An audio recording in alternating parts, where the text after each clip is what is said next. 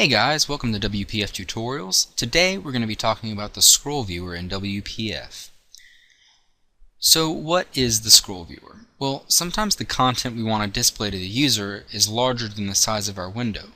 So what the ScrollViewer does for us is it actually allows the user to scroll through and see things they would normally not be able to see. So as you can see right here, we have a list of rows in a stack panel. Now really all they are is just, text boxes for illustration.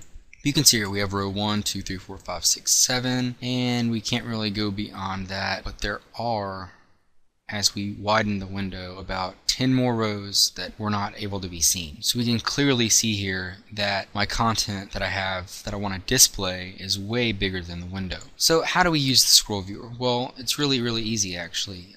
You just wrap the stack panel or whatever content you have inside of the ScrollViewer tag. That's what I'm going to do here and here. Okay, so now the content in our window scrolls freely. So actually there are two different types of scrolling that the ScrollViewer supports. There's physical scrolling and logical scrolling. Physical scrolling allows the ScrollViewer to scroll by a predetermined number of units, usually pixels. And it's basically what we're doing right now. It's just probably the standard, 5 or 6 pixels down each time I scroll. And then it's going to go back the same 5 or 6 pixels when I scroll up. But logical scrolling is actually very cool.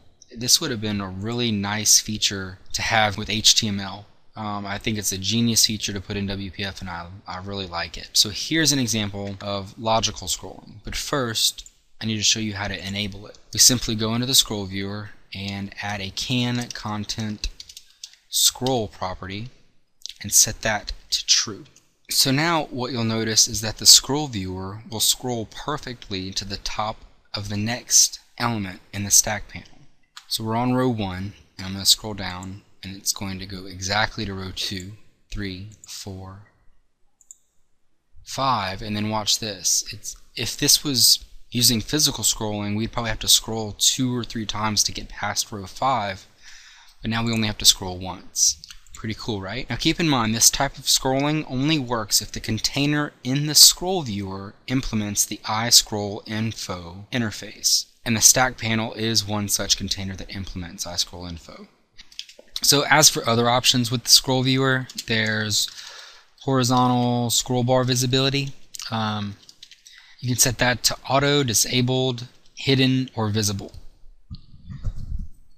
What I'm going to do is I'm going to go ahead and set it to auto, and I'm going to make the minimum width of this text block 250 so that the window actually has to scroll, left and right.